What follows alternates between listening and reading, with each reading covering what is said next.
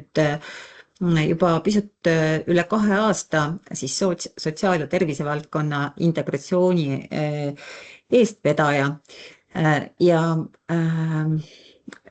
tegelikult ma olen pikemat aega, ütleks niimoodi, üle 20 aasta töötanud peamiselt tervishoiu poole peal ja sotsiaalvaldkonna teemadega siis kokku puutunud just nimelt viimastel aastatel. Et siis võib-olla ega meil ongi Eestis raske leida selliseid inimesi, kes mõlemas valdkonnas väga pädevad oleksid, eriti me siin ka ütleme siis ametnikkonna tasandil. Nii et seetõttu minu hea kolleeg Gerda toetab meid, tema on siis rohkem sotsiaalvaldkonna ja COVID teadmisega, et me ka ministeeriumis niimoodi 2 valdkonda sellised paarisrakendina töötavad ja tema on siin ka täna ja Anu on ka veel meie poolt sotsiaalvaldkonda esindas, et me saaksime kõigile küsimustele vastused. Aga kuna ma saan aru ja tõepoolest meie jaoks oli ka niimoodi segased ajad, et tulid valimised, tulid vahetused Linnade-Valdade Liidu juhtkonnas, siis jäi selline pikem vahe vahele, siis ma usun, et täna siin kuulajate hulgas on küll üsna palju neid, kellega me oleme kohtunud ühel või teisel moel, sest me otsustasime, et hoolimata sellest, et siin võib-olla valimised on ja segased ajad, et me ikkagi maakondade tasandil seda koostööd jätkame ja piirkondades. Aga et tõenäoliselt on siin inimesi täna, kes üsna esimest korda on selle teemaga puutuvad kokku, siis ma 5 slaidi valmistasin ette, kus ma räägin natukene ka ikkagi sellest integratsiooni eesmärkidest ja peamistest tegevussuundadest ja hetkeseisust ja siis tulen selle VTK tagasiside juurde ja räägin natukene juba ka eelnõust ja edasise koostöö ettepanekutest. Ja siis Anu räägib lõpus üleminekut toetava siis välisabiprogrammist ja selle võimalustest.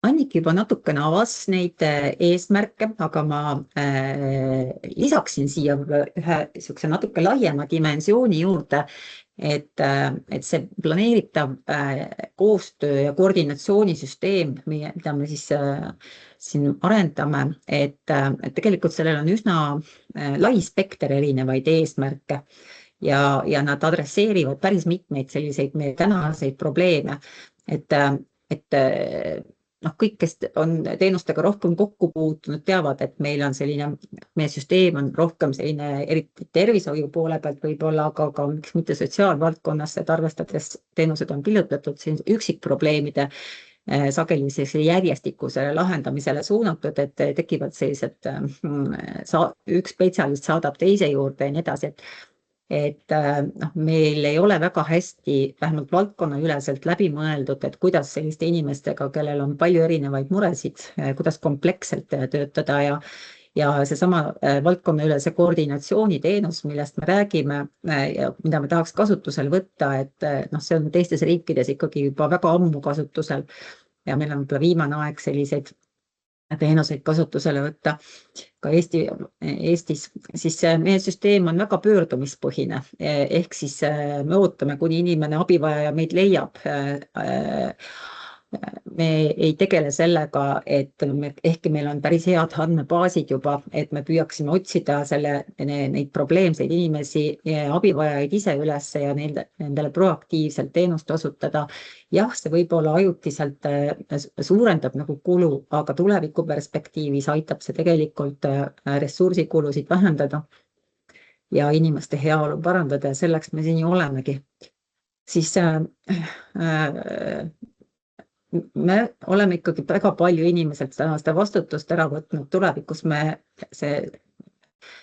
üks eesmärke on tegelikult inimese teadmist ja oskusi maksimaalselt parandada ja vastutust võtta. Anneli, ma korraks segan, et chati tuli, et sind ei ole hästi kuulda osadel inimestel. aga ma ei tea, Raimo või prooviks nüüd. prooviks. Mina kuulen hästi, uuesti. aga Tallinna inimesed siin kirjutavad, et nemad ei kuule, et võib-olla siis on nendes viga. No, kui teised kuulevad, siis tõenäoliselt on meil see mure, jah? Nii et tegelege, aitäh. Ja Anneli jätkab. Okei. Ja ma siis võib-olla ei käikski neid kõiki eesmärke, te saate ju lugeda ka, ma neid ükshaaval siin läbi ei käiks, aga võib-olla rõhutan veel seda, et kui siit ka riigi vaates vaadata, siis ega meil ei ole ülemäära hästi läbi mõeldud kõik see koostöö ka kohalike omavalitsustega ja olles nüüd suhelnud kohalike omavalitsustega, kuulsime sageli seda, et tuleb üks ametnik, räägib ühel teemal, teine teisel teemal, üks projekt, teine projekt, et tundub, et kõigil tasanditel on ikkagi neid probleeme selles koostöös ja seetõttu siis ka teiste riikide kogemus, nagu ka Anniki viitas, ütleb seda, et sellest ei ole abi, kui me nagu koostööd teeme ainult ühel tasandil. Et kui me kõigile tasanditele seda süsteemi ei loo ja kõik ühtse eesmärgi nimel ei hakka toimetama, siis tegelikult me neid tulemusi ei saavuta, mida me tahaksime. Ja seetõttu me siis eristame väga selgelt seda arenguid kõigil tasanditel, kõigepealt planeerimise tasandil ja korralduslikul tasandil, et tervishoiu ja sotsiaalteenuste osutajad senisest paremini kokku viia, anda neile need tööriistad ja võimalused, et ühiselt siis teenuste osutamist planeerida ja abivajadust siis piirkonnas, et teistes riikides tehakse seda niimoodi, et otsitakse selleks selline sobilik tasand ja see heaolu piirkond on siis meil, kui me juba alguses alustasime seda tööd, siis oli põhjalikud arutelud, et mis meil võiks olla sobilik heaolu piirkond ja see maakond siis valiti üksmeelselt esialgseks sobilikuks tasandiks, et võib-olla tulevikus piirkonnad laienevad. Ja kõige rohkem võib-olla küsimusi ja tagasisidet tuligi teilt ka selle tervikute ehk siis teenusosutajate tasandil koostöö korraldamise osas. Aga siin tegelikult ei ole niivõrd oluline see, et millises formaadis need teenusosutajad koostööd teevad. Oluline on lihtsalt see tagasiside, mida me oleme praegu pilootprojektides saanud, et peab olema keegi, kes tegelikult, kelle ülesandeks on see koostöö hoidmine ja initsieerimine ja siis eesmärgistamine, et sellised võrgustikujuhid on üliolulised ja see koostöö ei pea olema tingimata, ütleme siis koostöö, ütleme siis võib-olla uus juriidiline isik, et see võib olla vabalt ka kokkuleppeline. Aga siiski ta peab olema süsteemne ja vastasel juhul ta lihtsalt kukub ära. Et iseenesest integratsioon ei teki, et seda on meile ka välisriikidest väga palju öeldud, et tuleb süsteemselt teha kõike seda järjekindlalt. Ja siin on ka slaid selle kohta, mida juba Anniki rõhutas, et kui me tahame inimese kesksusest rääkida, siis meil on täna kõik osapooled, meil on palju teenuseosutajaid, igaüks oma rahastussüsteemiga, igaüks toimetab omas mahlas ja ega me tegelikult seda inimkesksust ei saavuta, kui me neid kokku ei too. Ja see tervik ehk siis see koostööorganisatsioon ei ole ju midagi muud, kui et tuua inimese vaates kokku ja samade eesmärkide nimel panna tegutsema osapooled, et kõik teaksid, kes on nende riskirühmad, sihtrühmad, kellega nad toimetavad, kuidas info vahetub, ja kuidas nad saavad siis oma selle väikse panuse anda selleks, et inimese tervis ja sotsiaalse toimetulek paraneks. Ja et oluline võib-olla on see, mida me oleme teistest riikidest ka saanud hästi tugevalt soovitusena kaasa, et mida sa ei mõõda, seda tegelikult sa ei saavuta ja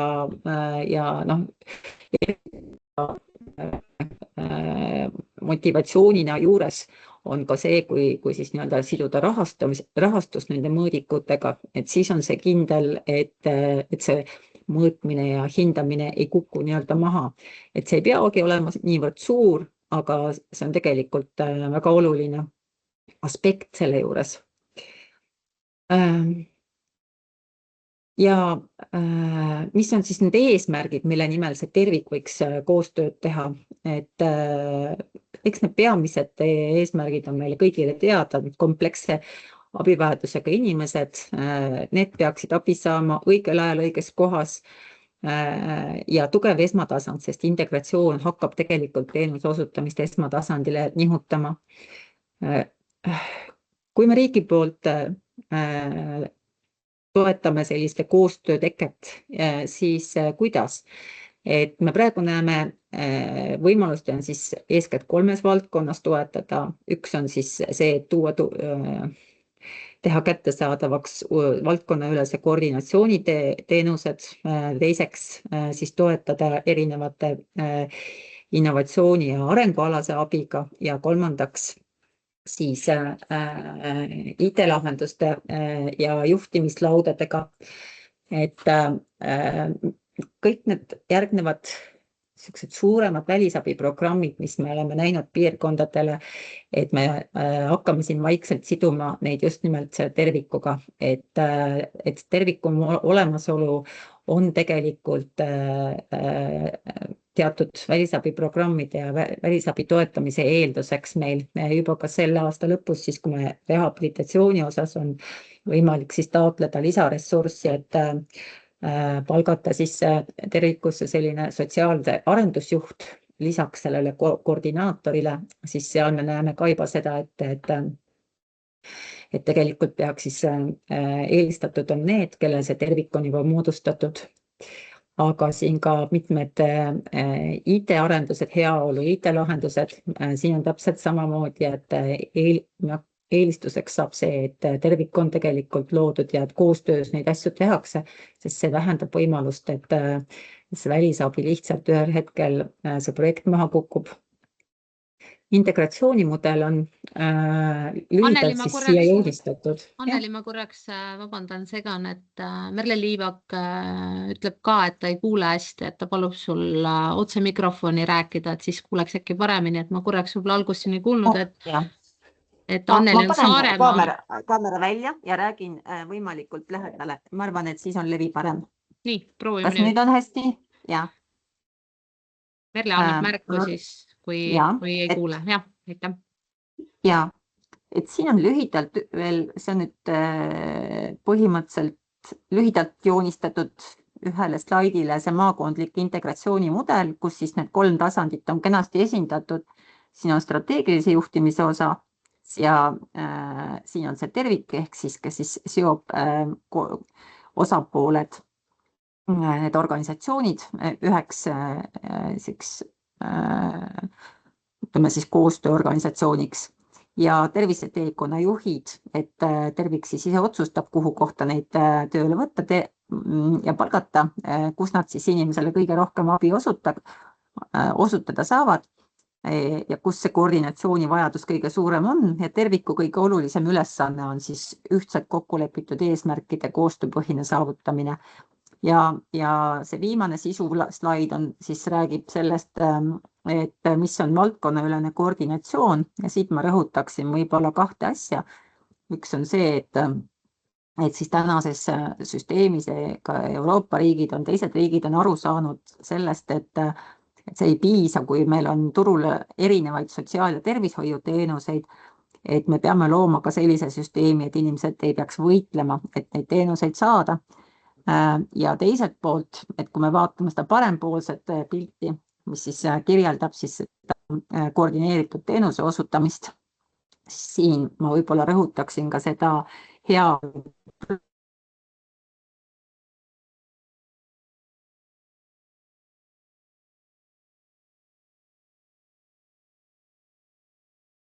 Nii, tundub, et Saaremaaga on ühendus katkenud, aga ma näen, et siin on vist veel Gerda ja Anu on ka siin meiega, et kas te saate siit edasi jätkata või ootame, kuni Anneli siis uuesti meiega ühineb?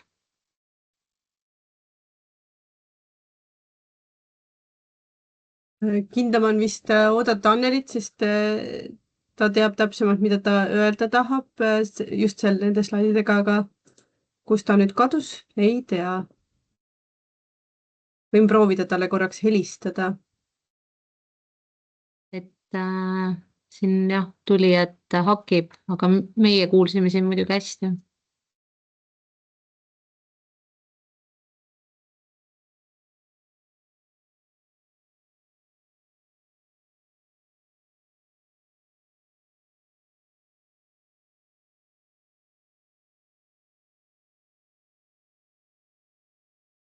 Aga nii kaua, kui selgitatakse välja, kuhu Anneli kadus, et ma võib-olla natukene siis räägin meie liidu poolt, et oma mõtteid jagada siin, et me olime kaasatud visiooni väljatöötamisse ja nii nagu siin eelmised kõnelejad tõesti ütlesid, et me ei pidanud võimalikuks kooskõlastada väljatöötamiskavatsust, et seal olid väga mitmed probleemid, mis on ka seotud muuhulgas näiteks IT-lahendustega, et meil täna liidu poolt tegelikult on omavalitsuste esindajad ka niinimetatud IT-töölaua töötoas, kui nii võib öelda, et ka sealt on meieni jõudnud nagu mitmed probleemid, mis on seotud laiemalt kogu selle väljatöötamiskavatsustega ja ka nende lahendustega, et kuidas see reaalselt toimima hakkab. Et peale tänast kohtumist, et nii Anneli nüüd proovib meiega uuesti ühineda, sest tundub, et seal Saaremaal ei ole leviga ikkagi kõik hästi. Nii Anneli, kas oled nüüd meiega siin tagasi? Ja Gerda, palun helista mulle, see katkestab mul ühenduse. Aga ma kohe jätkan, ma sain see sisututvustusega tegelikult ühele poole ja nüüd ma läheksingi siis hea meelega VTK vastuste juurde ja juba eelnõu lühitutvustuse juurde.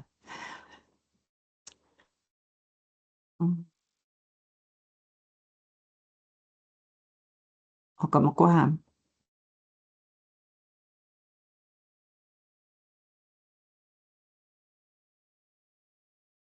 Nii, need strateegilistest tegevussuundadest lihtsalt siin on praegu see jaanuari seisuga kokkuvõte, et kuhu me oleme jõudnud, et esimene on siis see pool, kus me õigusruumi korrastame, me loome selle nii-öelda koostööplatvormi. Siin meil on eelnõu tööversioon olemas tänaseks, mida tahaksime siis teiega koostöös arutada. KOV-ide mõjuanalüüsi raamistik on tulenevalt sellest, et me saime tagasisidet teilt, et see on väga oluline, me võtsime selle põhjalikumalt ette. Siis ja ka terviku esmane koostöökokkuleppe projekt on olemas, sellepärast et kui me siin nüüd välisabi raames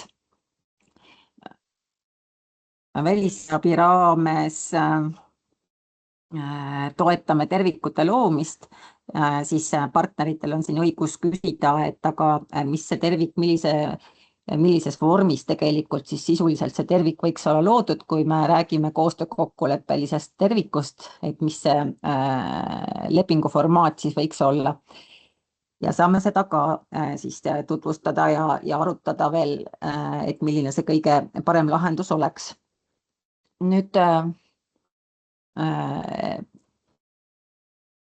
tervikute loomise toetamisel on meil ja kõige olulisem võib-olla lisaks nüüd sellele, et me oleme integratsiooni initsiatiivgruppe aidanud luua just nimelt see hoolduskoordinatsiooni välisabi toetus, aga tuleviku perspektiivis vaatame siin ka uue Euroopa Liidu rahastusperioodi ettevalmistuse raames, et saaksime edaspidi ka neid tervikuid rohkem toetada.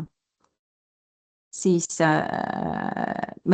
edasi liigub siis valdkonnaülese koordinatsiooniteenuse kasutuselevõtu ettevalmistamine, tervisejuhtide organiseerimine, väljakoolitamine, populatsioonipõhine riskijuhtimine ja IT-lahenduste ettevalmistamisse oleme väga palju panustanud. Siin on meil koostatud IT-lahenduse lähteülesanne esimese etapi arendusteks ja õiglase ülemineku fondi toel on valminud ka IT-lahendus, mida saab siis kasutusele võtta ettevalmistaval perioodil ka teiste projektide puhul, kes on siis huvitatud sellest. Ja teeme ettevalmistusi siis ka mõõdikute süsteemi kasutusele võtuks ja juhtimislaudade väljatöötamiseks. Siin on ajakava ja praegu me enam-vähem selles ajakavas ka liigume. Ehk siis selle aasta jooksul oleks soov õigusruumi muudatused jõustada ja edasi juba liikuda perioodil siis 2026-2027 selle üleminekuga, mis võimaldaks meil alates 2028 algusest siis valdkonnaülese koordinatsiooniteenuse kasutusele võtta ja tervikut hakata riigieelarvest finantseerima. Nüüd jõuame VTK juurde. See tagasiside oli väga põhjalik ja me seetõttu ka kirjutasime teile väga põhjalikult seal neid vastuseid ja selgitusi. Aga ma võib-olla markeerin selliseid olulisemaid kohti, et esimene on see tagasiside, mis tuli meil üsna mitmelt organisatsioonilt, et integratsiooni ja rehabilitatsioonireformi ühildamine on ebarealistlik ja me tegelikult ka arvestasime sellega, me praegu sidusime need kaks reformi oma ajaliselt endast lahku, et läheme kõigepealt integratsioonireformiga ees ja siis rehabilitatsioonireform siis toetub sellele. Nüüd siis ettepanek oli koostöö loomisel maksimaalselt, süsteemse koostöö loomisel maksimaalselt ära kasutada olemasolevaid struktuure. Ka sellega me arvestasime ja ka selle ettepanekuga, et ei peaks tervik olema mingi eraldi sellise juurisik. Vaatasime, kuidas moodi koostöö on praegu korraldatud ja kasutasimegi siis neid samu struktuure. Siis praktiliselt kõigilt, kes VTK-le tagasisidet andsid, tuli tegelikult see, et kui me küsisime, et kas see koostöös osalemine peaks olema osapooltele kohustuslik, siis jah, et seda arvati, et peab olema kohustuslik, vastasel juhul siis see tulemus, mis sellega saavutatakse, ei ole ühtlane ja inimestel ei ole need teenused, mis siis sellega näiteks kas see valdkonnaline koordinatsioon ei ole ühtlaselt kättesaadavad. IT-lahendused on kriitilise tähtsusega. Siin me arvestame sellega ja põhimõtteliselt liigume edasi niimoodi, et meil on nii plaan A kui ka plaan B. Ja igal juhul me läheme seda teed, et me selle IT-lahenduse ühel või teisel moel saame tööle ja selles ajagraafikus, mis meil siin planeeritud on. Ehk siis järgmise aasta oktoobriks me tahaksime saada esmase lahenduse tööle, mis on kättesaadav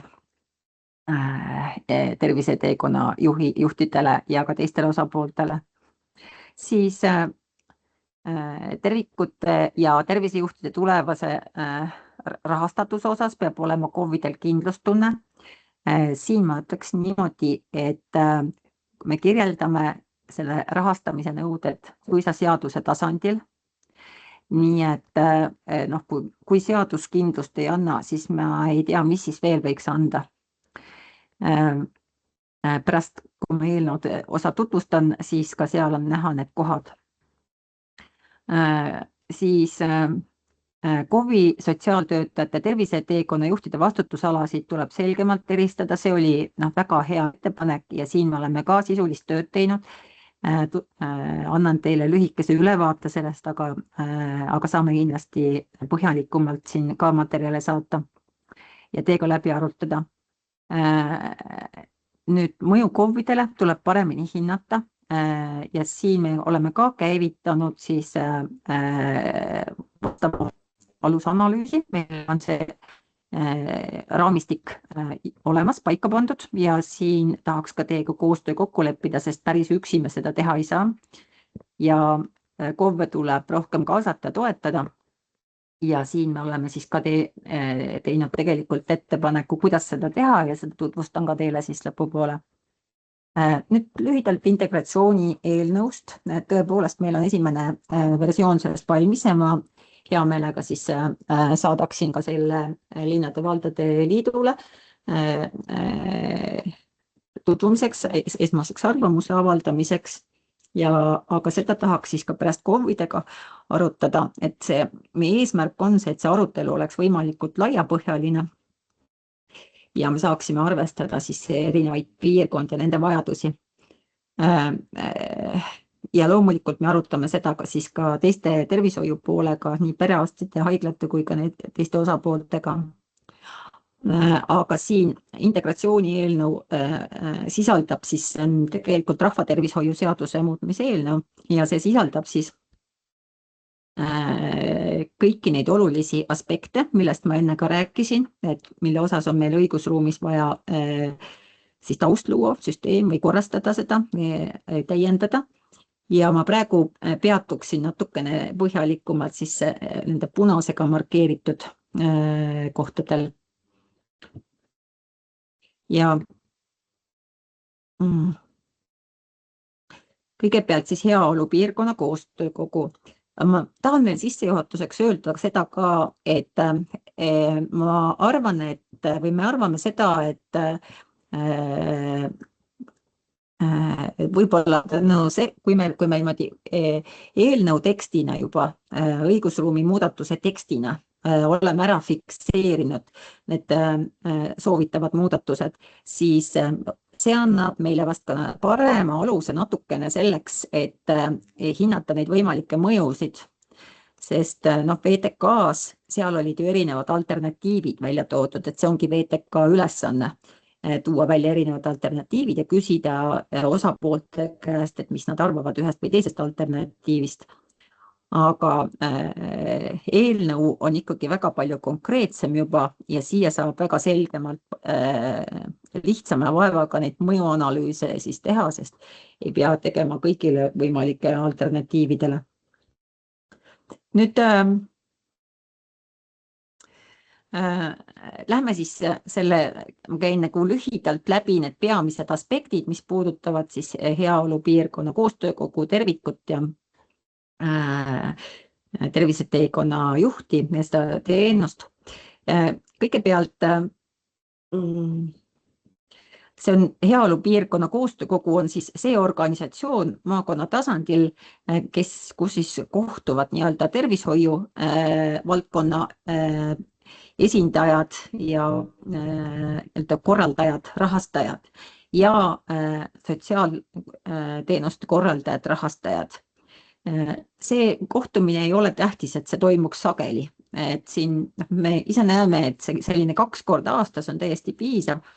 See ei ole ka mingi uus praktika, et tegelikult me sisuliselt näeme, et see asendab tänase tervisenõukogud, see skoop muutub lihtsalt laiemaks, ka ennetusedendus jääb endiselt sellesse skoopi, aga lisanduvad lihtsalt tervise- ja sotsiaalvaldkonna koostöö sellesse.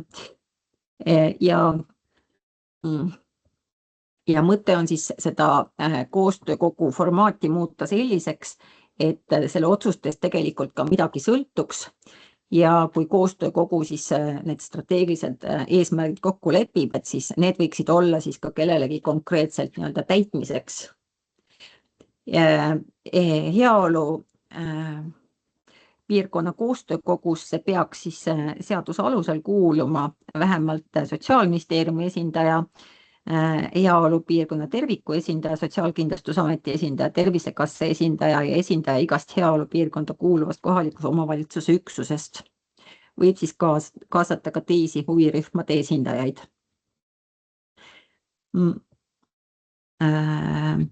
Nüüd tervik.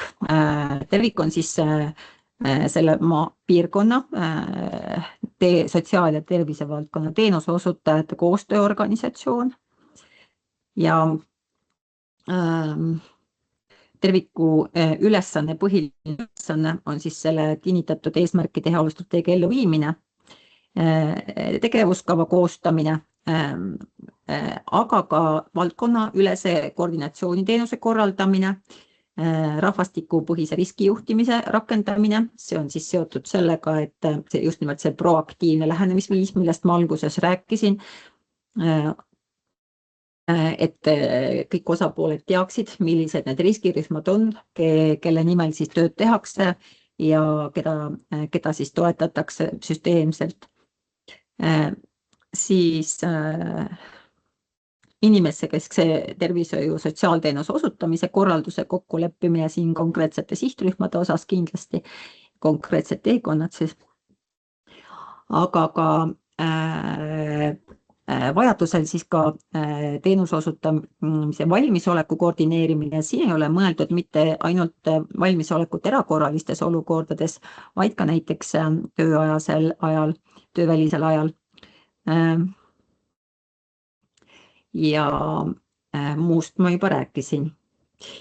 Siis terviku koosseisu peavad siis kuuluma 3 osapoolt minimaalselt. On siis kohalikud omavalitsused, perearstiabi osutajad ja haiglavõrgu arengukava haiglad. Need on edaspidi siis kohustuslikud osapooled järgnevas tekstis. Võivad kuuluda ka teised teenuse osutajad. Terviku võib moodustada 2 erineval moel. Kas koostöö kokkuleppe alusel, mis siis täna alguses tõenäoliselt on kõige levinum moodustamise alus või moodustamise viis. Sel puhul siis kohustuslikud osapooled määravad endi hulgast terviku moodustaja, kes moodustab oma juriidilise isiku koosseisus struktuuriüksuse terviku ülesannete täitmiseks ja avab siis terviku ülesannetega täitmiseks eraldi arveldusarve.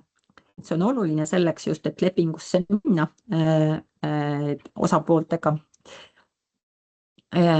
Ja terviku moodustaja sõlmib siis teiste osapooltega koostöö kokkulepped, mille alusel on tal õigus osapooli esindada ja sõlmida terviku nimel siduvaid lepinguid. Teine variant tervikut moodustada, selle me jätame ikkagi sisse, kuna osades piirkondades ikkagi küsiti seda võimalust. Tõesti vähestes 2 piirkonnas on praegu ainult seda küsitud, aga siiski see võiks võimalusena sisse jääda.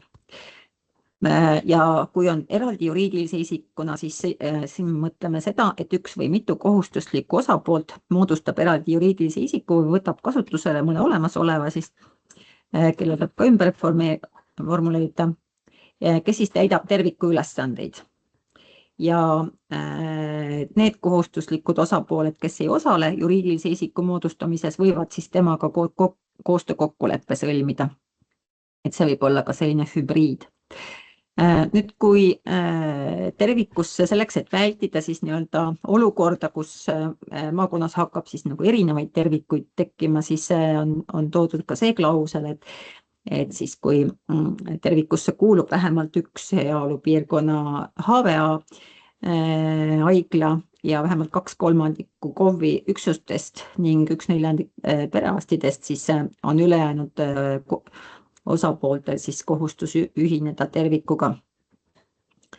Ja siin on ka toodud terviku õigus osutada ise teenuseid, et kui tervik on moodustatud ainult koostöö kokkuleppe alusel, siis ta võib osutada see struktuuriüksus lisaks oma põhiülesannetele ainult siis valdkonnaülest koordinatsiooniteenust. Ja kui tervik on moodustatud eraldiseisva juurisikuna, siis võib tegelikult osutada ka laiemat valikut teenuseid, aga siin ka välistatud on siiski eriarstiabi, perearsti ja kiirabi. Nüüd igas heaolupiirkonnas on üks tervik, aga suuremates maakondades võib terviku siseselt moodustada ka koordinatsioonipiirkondi, millele on siis ka eraldi riiklikult tasustatav võrgustiku juht, sest tõesti me ei näe võimalust, et praegu, et näiteks Harjumaal või Tartumaal oleks ainult piisaks ainult ühest. Ja siin see näitena meil praegu pilootis Ida-Viru, kus on ka 2 sellist koordinatsioonipiirkonda, aga siiski tervik tuleb üks. Mõlemal on nagu praegu oma võrgustikujuht. Nüüd terviku rahastamisega seotud kulud katab Tervisekassa ja Tervisekassa võib siis määrata ka eesmärkide täitmisel tulemustasu ja tulemustasu väljamaksetest moodustub Heaolu piirkonna arendusfond, mida haldab Tervik. Sellesse võib teha sissemakseid ka muudest allikatest, aga oluline on see, et selle arendusfondi raha tohib kasutada Heaolu piirkonna strateegia alustel kokku lepitud tegevusteks ja teenusteks, et ei tohi ükstapuha milleks kasutada. Siis ja jõudsime terviseteekonna juhi teenuse juurde.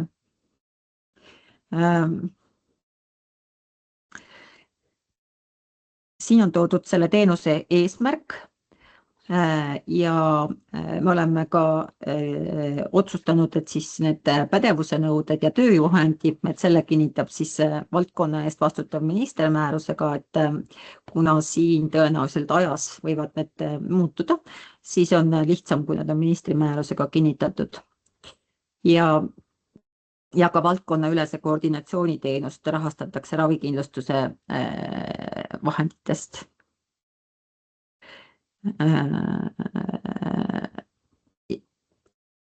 Nüüd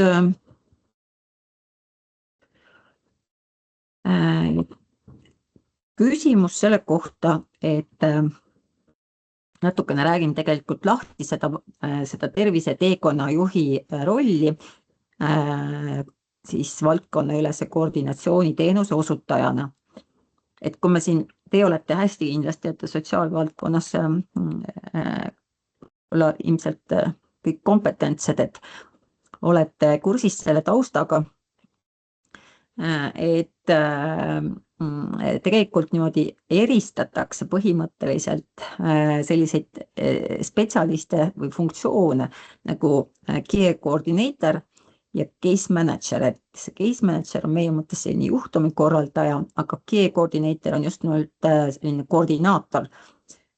Ja nendel tegelikult on sellised erinevad eesmärgid, et üks on selle koordinaatori roll on rohkem teenuste ja info koordineerija, et see põhiküsimus on, et kas, mille tema vastust otsib, on see, et kas kõik vajalikud teenused on omavahel kooskõlas ja õigel ajal. Ja tüüpilised tööülesanded on siis seotud sellega, et ta kooskõlastab erinevate spetsialistide visiite, vastuvõtte, korraldab suunamisi, broneerib aega, tagab info liikumise, jälgib koostatud plaani täitmist, järjepidevust, aitab vältida dubleerimisi, katkestusi ja vastutus on just nagu protsessi sujuvus. Aga juhtumikorraldaja, tema on rohkem keskendub siis põhiküsimusele, et kas see inimene tuleb oma eluga tervikuna toime. Ta on selline juhtumi eest vastutav spetsialist ja siin on siis tüüpilised tööülesanded on siis selline põhjalik tervise sotsiaalvajaduste hindamine, individuaalse juhtumiplaani koostamine, juhib ja kohandab sekkumisi pikaajaliselt, töötab tihedalt koostöös siis osapoolte lähedastega ja tegutseb isegi eestkõnelejana, ennetab kriise, väljalangemist. Et kui me nüüd ütleks, et kes see valdkonna ülene koordinaator või tervisejuht on, siis kui me tema fookust vaatame, siis ma ütleks, et ta tegelikult suuremal määral on siiski see care coordinator, mitte niivõrd siis see case manager, ehkki siin nagu alguses on öeldud, et ta juhtumikorralduse põhimõttel seda teeb, aga tema põhiline ülesanne on siiski koordineerimine. Et ma ütleks niimoodi, et võib-olla 70% tema tööst on see koordineerimine ja 30% on siis see case manageri töö, aga et kui ikkagi sellist juhtumikorraldust läheb rohkem vaja inimesel, siis see on see, mille osas siis juba konkreetne, kas siis tervishoiu või sotsiaalvaldkonna spetsialist sellega tegeleb. Ja need abi koordineerimine on siis, me oleme praegu tulenevalt siis sellest sihtrühmast, mis on siis krooniliste haigete sihtrühm, et siin näiteks oleks abi koordineerimine oluline minimaalselt 3 fookusvaldkonnas, mis on täna väga suured probleemid, millega siis inimesed ise toime ei tule. Üks on eakate inimeste probleem on tervishoiusüsteemis navigeerimine, sageli mõnikord ka sotsiaalsüsteem jääb segaseks, aga seal on natuke lihtsam, sest seal on see juhtumikorraldusliku põhimõte juba paremini rakendatud, aga suureks takistuseks on siis ühelt poolt füüsilise liikumise piirangud, sest teenuse osutajad võivad olla kaugel, vähene digitaalne võimekus, ebapiisavad teadmised süsteemist, tervishoiusüsteemist, aga siin ka vähene motivatsioon. Ja terviseteekonna juhi ülesanne oleks siis hinnata, jälgida inimese teekonna optimaalsust ka ja vältida dubleerimist selle siin, et toetada nende esimeste probleemide tekke korral ja lisaks siis ka selline koordinaatori, navigaatori roll. Nüüd teine on siis see ravimiskeemi jälgimine, toetamine. Noh, me oleme aru saanud sellest ja niimoodi nende uuringute põhjal ka, et tegelikult see, et seda ravimiskeemi ei jälgita, et see on üks olulisemaid põhjuseid, miks tegelikult see sihtrühm satub EMO-sse, satub haiglasse.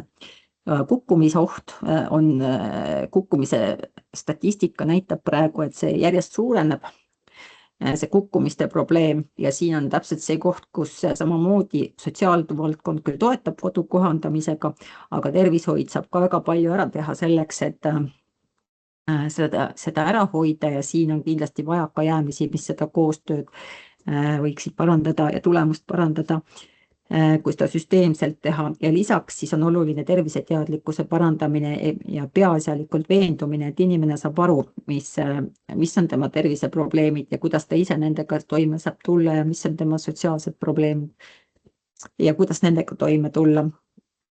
Et me oleme arutanud osapooltega, praegu perearstidega oleme jõudnud arutada, aga need arutelud jätkuvad, me oleme siin alguses, kaasame teid ka sellesse, sooviksime kaasata nendesse aruteludesse siis terviseteekonna juhi profiili koostamisel, et milleks me siis seda spetsialisti vajame. Siin on toodud siis praegu sellised olulisemad valdkonnad. Ma neid ette otseselt ei hakka lugema, aga ma võib-olla rõhutaksin seda, et 2 asja, milles ollakse üksmeelel, on see, et terviseteekonna juhil ei tohiks olla õigust hinnata tervishoiuteenuste vajadust ega suunata nendele ja teiseks tal võiks olla õigus hinnata sotsiaalteenuste vajadust, sest ta taustana võiks olla enamalt ja sotsiaaltöötaja siiski esmatasandil vähemalt, aga tal ei ole õigust määrata KOV sotsiaalteenustele.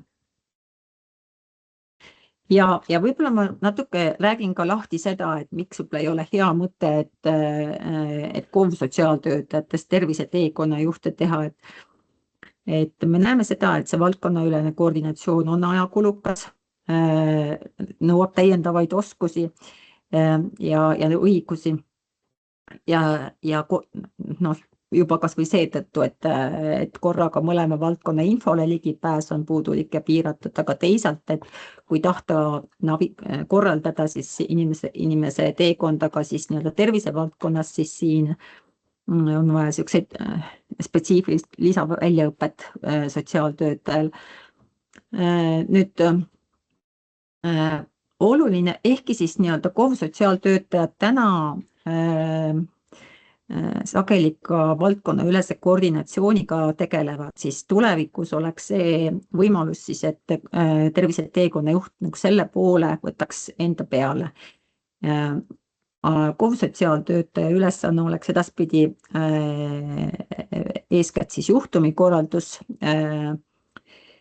ja võib-olla, mis on hästi oluline rõhutada, et selleks koostööks tervisevaldkonnaga oleks siis hästi oluline, et sotsiaalvaldkonnas tekiks ka siis harjumus seda juhtumikorraldust korrektselt STAR 2 dokumenteerida. et kui me tahame, tekitame siis nii-öelda need seosed ja liidestused tervise infosüsteemi ja STAR2 vahel, siis oleks seda infot, mida võtta, eks ole, et seda kõigile osapooltele kättesaadavaks teha ühetaoliselt, nii tervise kui sotsiaalvaldkonna infot. Nüüd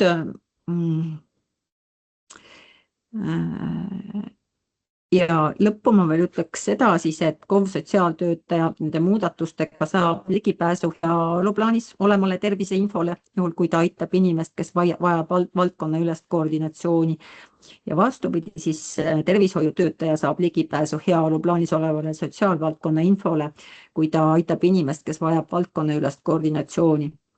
Et selles mõttes see muudatus ei too seda kaasa, et keegi saab sellise täieliku info teise valdkonna, ütleme siis tervisevaldkonnale või sotsiaalvaldkonnale vastupidi, vaid see on selline teatud info, mis on just nimelt selleks otstarbeks vajalik ja mis on kokku pandud siis teenust silmas pidades. Nüüd paar sõna ka COVID-i mõjuanalüüsi raamistikust, siin ma praegu süvitsi ei lähe, sest see on asi, mida siis, mis meil on ka ootus, et me koostöös teiega saaksime teha. Et meie ettepanek on siis see analüüs viia läbi niimoodi, et vaadelda siis sellist COVID-i panust siis kõigil nendel 3 juhtimistasandil. Strateegiline juhtimistasand ehk siis see piirkondlik koostöökogu, tervikuga seonduvaid ülesandeid ja siis nii-öelda spetsialisti tasandil seonduvaid ülesandeid ehk ja vaadata siis väikseid keskmisi maakondi, suuri maakondi ja siis Tallinnat, Tartut, ja need mõjuliigid, mida siis pakume, et mida võiks analüüsida, on siis koordinatsioonimudeli sisuline mõju. Siin on institutsionaalne koormus, töökorralduse muutus, topeltkoordinatsiooni, vastutuse hajumise risk, mõju valitsemisele ja teiselt poolt siis rahaline mõju. Tulenevalt sellest sisulisest mõjust ja siit eristame siis otsest rahalist mõju ja kaudset rahalist mõju ja ajaskaalana vaataksime lühiajalist mõju käivitusfaasil ja pikaajalist mõju küpsusfaasil. Ja lõppu veel paar sõna terviku koostöölepingust ja siis kohe ma lõpetangi. Et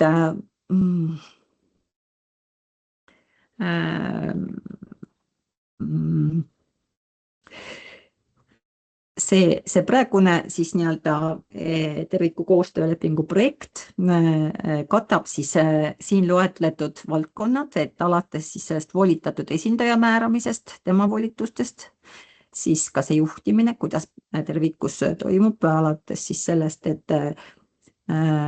kuidas see võrgustikujuht ehk tervikujuht, mis on tema õigused, kohustused, kuidas üleüldiselt tervikut juhitakse ja kuidas moodi töörühmasid juhitakse. Siis liikmete õigused ja kohustused, et siin me eristaksime sellist aktiivset tegevliiget ja pigem passiivset assotsieerunud liiget, et nii nagu me ka varem ütlesime, et see, et sa tervikusse kuulud, ei tähenda seda, et sa pead aktiivselt kogu aeg kõiges osalema, et sa võid ka võtta passiivse rolli. See tähendab siis seda, et kui tervikus on mingid asjad kokku lepitud, et siis näiteks mingid teenuse osutamise teekonnad või olulised sihtrühmad, kellega tegeletakse, siis minimaalne on see lihtsalt, et panustada sellesse oma igapäevases töös, siis kui on selline riskirühma inimene sinu, ütleme, teenindada on, et nüüd siis see käsitleb ka moodustatud tervikuga liitumist, tervikust väljaastumist, terviku lõpetamist, et oleme rääkinud ka seda, et kui näiteks see terviku formaat, milles maakond alustab, osutub mingil põhjusel ebasobilikuks, siis saab seda ka muuta. See siis tähendab vana terviku lõpetamist ja uue alustamist. Andmevahetust, konfidentsiaalsust, rahastamisläbipaistvusklausleid ja liitumisavalduse näidist ka ja siis ma lõpetangi võib-olla sellega, et oleme siis teinud linnade valdade liidule ettepaneku, kuidas võiks koostööd, et selleks, et siis ühiselt läbi arutada, läbi töötada nii eelnõu, terviku koostööleping kui siis ka võimalikud mõjud KOV-idele, see KOV-ide mõjuanalüüs koostada ja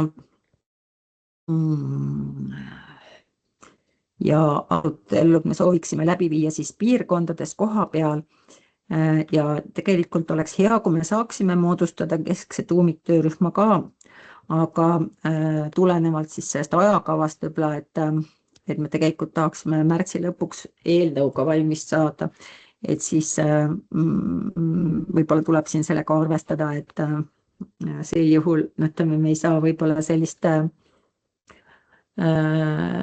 ütleme, ametlikku linnade valdade liidu töörühma siis arvestada, kui see luuakse alles aprillis, et see saab siis tegevust alustada hiljem.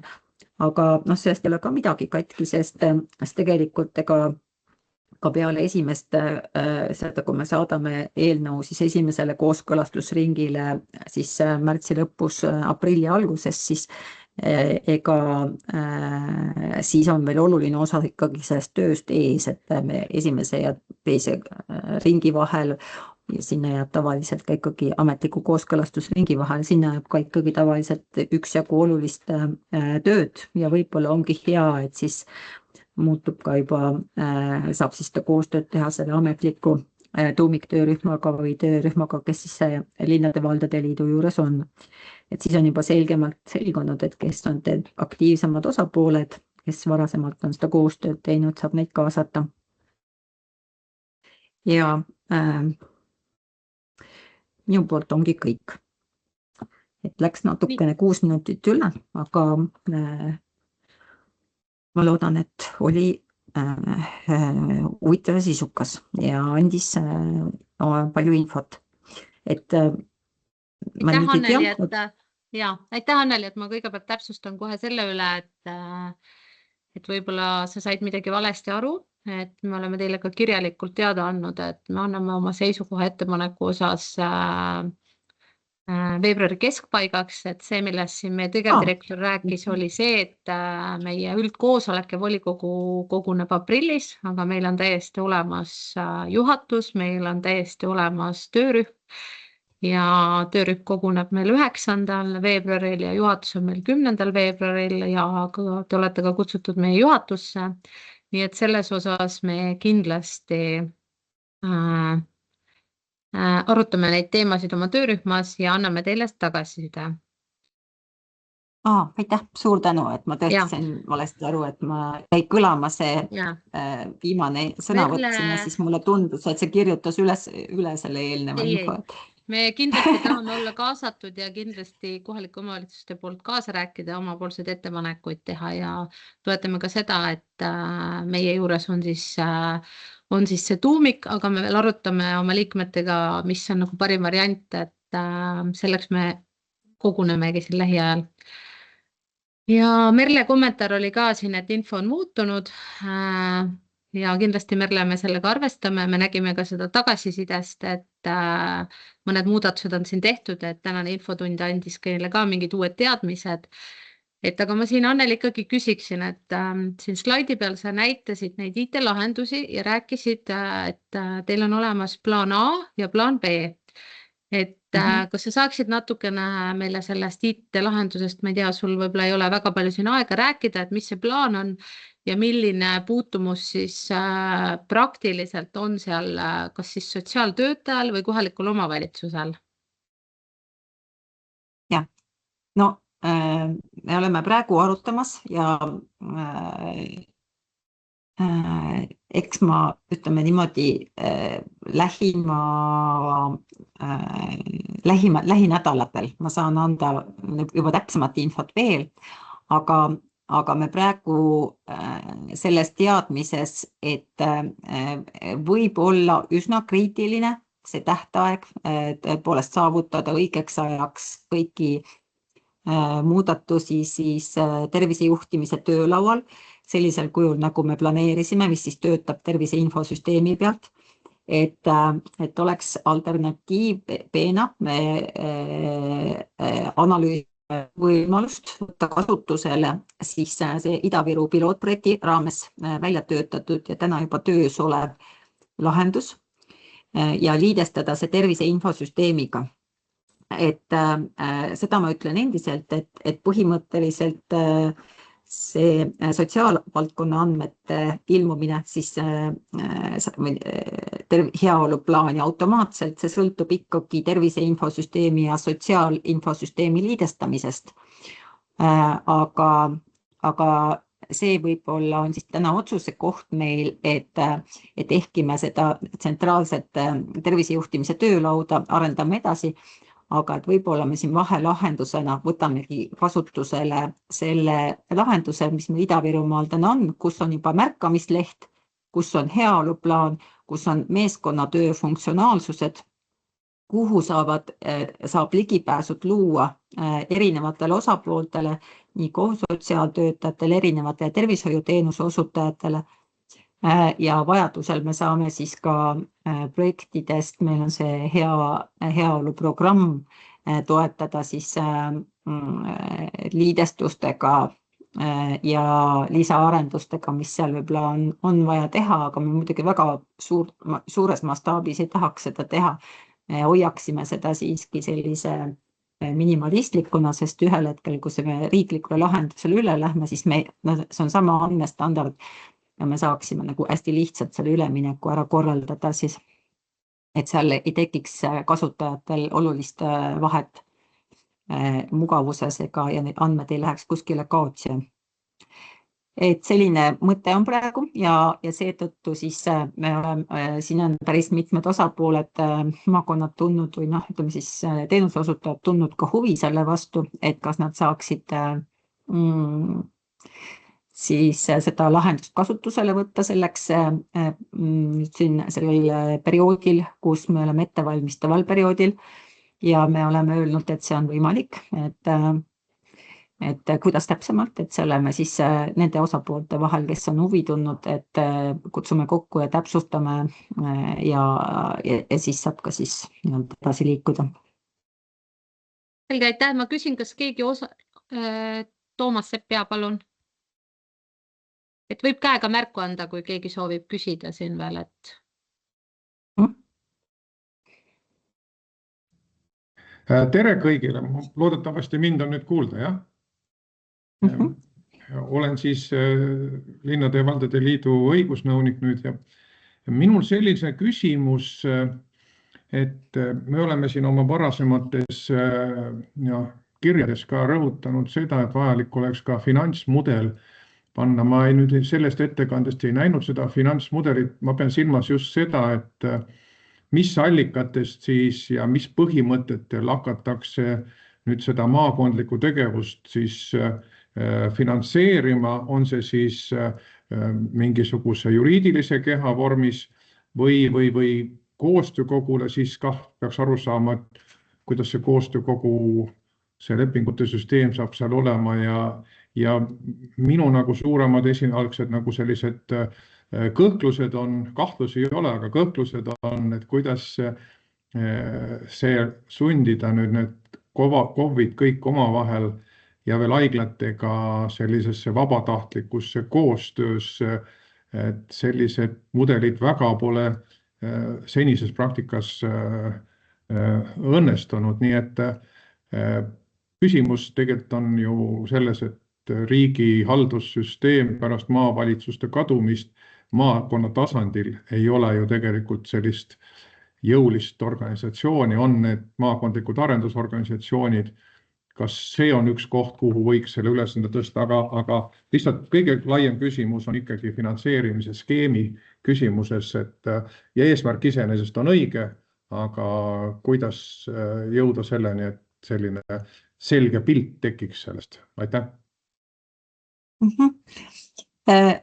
Selgitan seda, et kui me räägime sellest strateegilisest tasandist, see on siis see maakonna koostöökogu, mis käib 2 korda aastas koos umbes siis siin ei ole eraldi rahastust ette nähtud, et ta täna tegelikult käib ka 2 korda aastas koos enam-vähem samad osapooled, aga täna nad vaatavad siis ainult kitsalt seda terviseedendust, haiguste ennetust ja seda poolt ja see plaan, siis heaolu ja tervise profiil tegelikult ei käsitle siis niivõrd see teenuse osutamise poolt, et me tahame selle siis juurde lisada, selle sotsiaal- ja tervishoiuteenuste osutamise poole sinna. Ja siin siis ei tohiks olulist mingisugust lisakoormust sellega seoses tekkida. Nüüd, kui me tuleme siia tervikute tasandile, mis on tõesti need, ja ma tahan seda ka veel öelda, et kes selle siis kokku peaks kutsuma, siin slaidi peal oli mul ka see informatsioon olemas, et tõepoolest, et see heaolu piirkonna koostöökogu, mis siis 2 korda aastas umbes koos käib ja need eesmärgid maakonnale siis heaks kiidab või kinnitab, et see moodustatakse tõepoolest selle maakondliku koostööorganisatsiooni juurde, nii nagu ta ka täna on. Ja see korraldab siis selle koostöökogu tööd, et siin sisuliselt olulisi muutusi ei toimu sellega, et nüüd, kui me räägime tervikust ja ma ütlen uuesti, et see tervik on siis nii-öelda teenuse osutajate koostööorganisatsioon ja kohalikud omavalitsused on sinna kaasatud seetõttu, et ka nemad on olulised sotsiaalteenuste osutajad, siis siin tõepoolest siin on tasustamine ette nähtud ja see tasustamine käibki niimoodi, et selleks, et seda tasustada, peab seal olema juriidiline isik, nagu te väga õigesti ütlesite. Juriidiline isik saab siis olla 2 erineval moel. Üks on see, et üks nendest juriidilistest isikutest, kes seal koostöö osapool on, moodustab selleks siis terviku ülesannete täitmiseks siis eraldi üksuse ja avab eraldi arveldusarve, mille kaudu siis toimub siis arveldamine selle terviku funktsioonide täitmiseks ja selleks koostööks ja koostöö toetamiseks. Ja raha sinna saavad kanda selle terviku ülalpidamiseks sõlmib Tervisekassa tervikuga lepingu ja kannab selle raha sinna üle. Aga selle võib ka erinevaid lepinguid tervikuga sõlmida näiteks kas Sotsiaalministeerium või mõni muu osapool ja samamoodi seda arveldusarvet kasutada. Ja Raimo, palun. Ja Raimol on käsi püsti. Ja, tervitus. Täna oli päris palju uut infot, ma siin Erle asjaga ühinen, aga mul on 2 põhimõttelist küsimus, kommentaari. Võtan just selle viimasest otsast, et tervik on juriidiline isik. Nüüd meil 1,5 nädalat tagasi oli selle hoolduskoordinatsiooni projekti raames kohtumine, et tuleb tervik moodustada selle projekti raames lõpuks. Seal ei olnud kordagi teemaks, et see on juriidiline isik, vaid oligi, et see on koostöökokkuleppe osapoolte vahel, mis minu jaoks on tõlgendatav, kui et 7 osapoolt tulevad kokku, kirjutavad, me teeme hea tahte eesmärgil koostööd, mitte mingisugust juriidilist siduvust ei ole. Kui nüüd see koostöökokkuleppes alusel on seal näiteks, ma ei tea, Tallinna näitel 100 osapoolt ja sellest moodustub juriidiline organ. Millised kohustused ja seosed lahustuvad või tekivad siis nendele koostöö osapoolsetele partneritele. Ja kuidas siis see, mis siin tervikust on räägitud ja kuidas see peaks minema selle heaolu selle projekti taotlusvooruga kokku, see on üks küsimus. Ja teine puudutab seda, et natuke põhimõtteline minu jaoks on see heaolu koostöökogud. Üks asi ma saan aru, et seal saavad olema paljud liikmed sarnased, mis on tervikus, mis tekitab selline huvitava momendi, et annan ise endale ülesandeid. Aga et seal koostöökogus on sees osapooled nagu Sotsiaalministeerium, Tervisekassa, Sotsiaalkindlustusamet ja nii edasi. Aga see koostöökogu saab anda suuniseid ainult tervikule. Aga me teame ju, et probleemid on tihtipeale ka rahastaja pooles, ministeeriumi poolsetes poliitika kujundamistes.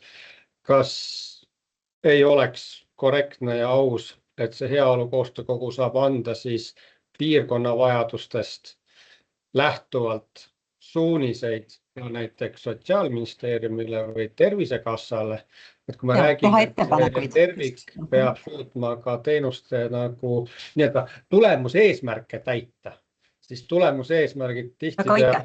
Väga hea ettepanek. sellega, mida Tervisekassa teeb näiteks. Ja Aitäh. väga hea ettepanek. Siin on väga hea ettepanek oli see viimane, mille me võtame kindlasti arvesse, et tervik saab teha ettepanekuid ka nendele samadele riigi esindajatele, sest tõepoolest ta ei tohiks olla niimoodi ühepoolne. Nüüd see küsimus, mis puudutab seda projekti, siis võib-olla siin olekski paslik anda Anule sõna, et ta selgitaks natuke seda projekti ja räägiks sellest, kuidas moodi selle projekti käigus siis toimub nii-öelda sellest esialgsest projekti koostööst üleminek tervikuks ja kuidas projekti käigus siis toimub võib-olla nendest hoolduskoordinaatoritest või tervisejuhtidest üleminek sellele terviseteekonna juhile. Et kui see sobib, et siis, sest see on üks osa sellest, et kuna ta ongi nii-öelda ettevalmistav projekt, siis ütleme, siis me oleme selle peale mõelnud, jah. Ja, aga anname siis sõna Anule, sest meil on tõesti jäänud 40 minutit, et nagu näha, küsimusi on palju veel õhus, aga kindlasti me peame saama kõigele vastuse, enne kui otsustamise juurde jõuda, aga vaatame, kui meil siin lõpus jääb veel küsimusteks aega, siis võtame uuesti küsimused. Nii, tere. Kas on minu slaidid näha? Ja, on näha, aga muuda meile vaade nüüd mugavamaks. Ja. Teeme nii. Nii. Tähelepanekuna siis, et mina teid ei näe praegu, hakkan rääkima. Ma proovin projektil mitte väga põhjalikult peatuda, et pigem käin kiirelt üle, sest eks te olete seda kuulnud ja kui on küsimusi, saate igal ajal minu poole pöörduda. Nii. Hästi põgusalt ajaloost, et see on meil tõesti juba üsna mitmes voor, et 2018 siis Eestis alustati pilooti. Piloodi käigus selgus hästi kiiresti, et hoolduskoordinaator ja koordinatsiooniteenus ei toimi, kui ei ole suurt võrgustikku ehk tänases mõistes siis tervikut. Ja järgnevatel perioodidel me olemegi nii võrgustiku ülesehitamist kui koordinatsiooniteenust toetanud. Ja tõesti, et nüüd sel aastal alanud voorus me toetame siis riiklikule süsteemile üleminekut. Et see on kõik selline 11 toetav olnud ja riiklikule süsteemile üleminek on olnud meil projekti vaates alati prioriteet. Põgusalt siis sellest voorust, et taotlusvoor on meil avatud juba alates 13. novembrist ning taotlusi saab esitada kuni 31. märtsini. Kui te tegevustega alustate, siis need peavad kestma vähemalt 24 kuud. Piirkonnaks on maakond, kuid erand on nüüd Harjumaale ja Tartumaale, sest nendele piirkondadele oleme ette näinud, et Tallinn ja Tartu saavad tulla maakonna KOV-idest eraldi taotlema. Ehk siis linnad eraldi ja maakonna omavalitsused eraldi. Ehk siis 14 piirkonda ehk 14 maakonda, aga 16 taotlejat justkui võiks tulla. Ida-Virumaa oleme me sellest taotlusvoorust välistanud seetõttu, et seal juba samasisuline projekt on käimas. Ja siinkohal kutsungi üles maakonna esindajaid 5. veebruaril saata siis tutvuma Ida-Virumaa projektiga. Meie projektis on ühikuhind kasutusel. See tähendab seda, et igale piirkonnale on ette nähtud ühtne summa ja see on selline arvestuslik. Anu, ma korraks segan, kas sa näitad meile slaide ka muidu või? Me lihtsalt näeme ekraani pilti hetkel. ekraani, okei. Ja ma tegelikult näitasin teile slaide küll. Ja ma jäin ise Nii, ka vaatame nüüd. Merle. Ja Nii. nüüd on, ja. Okei, noh, kiirelt põgusalt, mis ma siis rääkisin, on ju, et seda saate pärast siis ise üle vaadata ka. Nii, olen siin lehel. Ei ole järgmisel juba nii, et on siis ühiku hind, et igale piirkonnale on nähtud ette sama summa.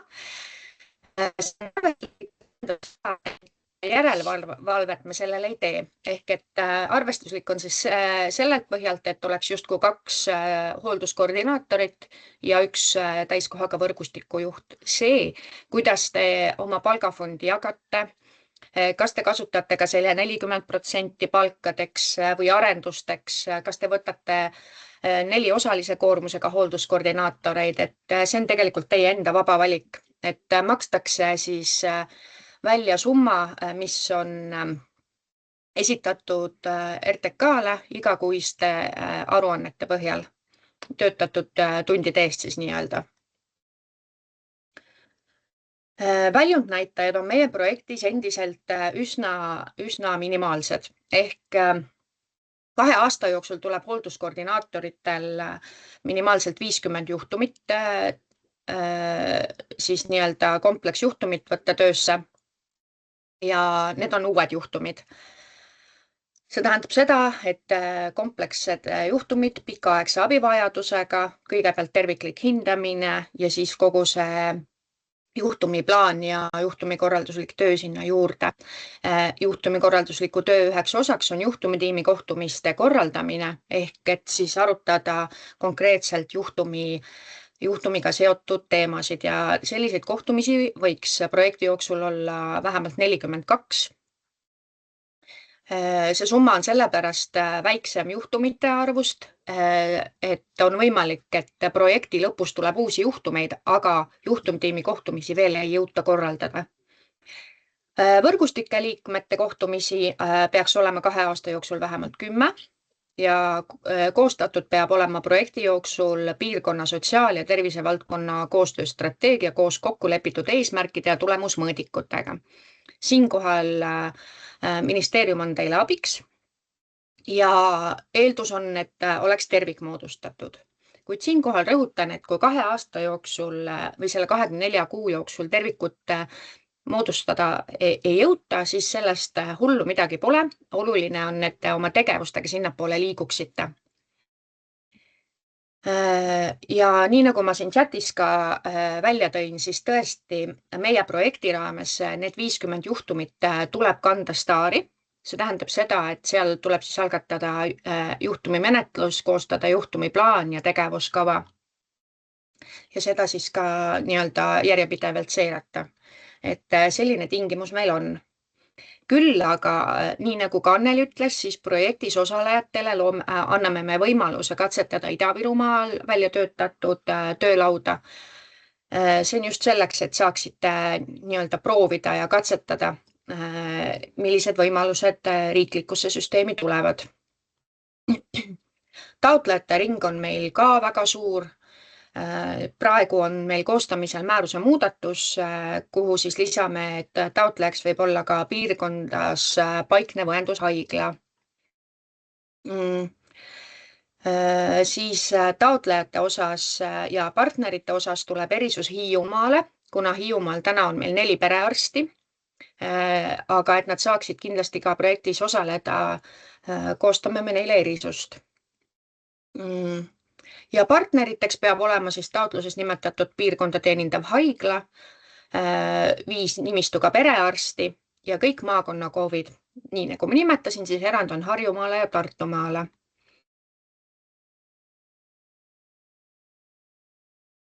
Taotluses tuleb täita kindlasti määruse lisa 1, mis on koostöökokkulepe ja see peaks olema iga piirkonna esimene samm.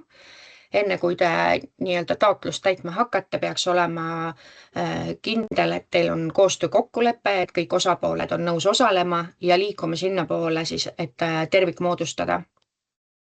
Ja taotluse kirjeldus on määruses lisa 5. Aruandlus meie projektis on üsna väikese koormusega, et tuleb täita statistilisi andmeid sündmuste infosüsteemis ning siis projekti elluviimise kohta tuleb aruande toetuse keskkonna kaudu 2 korda aastas esitada. Siis siin on ära toodud need toetatavad tegevused. Need tegelikult ongi üles ehitatud siis selleks, et põgusalt, et toetame siis juhtrühma ja piirkondliku võrgustiku loomist, selle töös hoidmist, terviku moodustamist või selle töös hoidmist. Kompleksse abivajadusega inimese ja tema vajadustele vastava tervikhindamise korraldamist, juhtumiplaani koostamist ja kõike seda, mis siis koordinatsiooniteenusega kaetud on. Ja toetav tegevus on ka piirkondlike teenuste toetuste korralduste väljaselgitamine, et siia alla läheb siis tervise ja sotsiaali strateegiaga. Tähelepanekutena ma siis toongi välja, et tutvuge põhjalikult määruse seletuskirjaga. Esmalt täitke ära koostöö kokkuleppe, lugege läbi ka lisad. Siin teen välja lingid, mis on teile abiks. Ja kui on projekti osas küsimusi, siis pöörduge minu poole. Ja kui on taotluse ja taotlemisega seoses küsimusi, siis RTK-st Riina Penu aitab teid kindlasti. Nii, panen nüüd esitluse kinni ja vaatan, kas teil on tulnud ka küsimusi.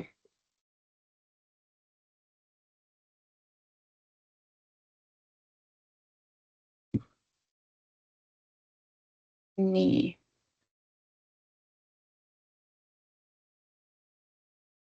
Raimo küsib, et kas tervik peab olema moodustatud enne taotluse esitamist? Ei, tervik ei pea olema moodustatud enne taotluse esitamist, ega nagu ma ka ütlesin, ei pea ta olema kindlasti moodustatud ka projekti jooksul. See on küll ootus ja sellest tulenevalt saate te tervikut katsetada juba selle 2 aasta jooksul.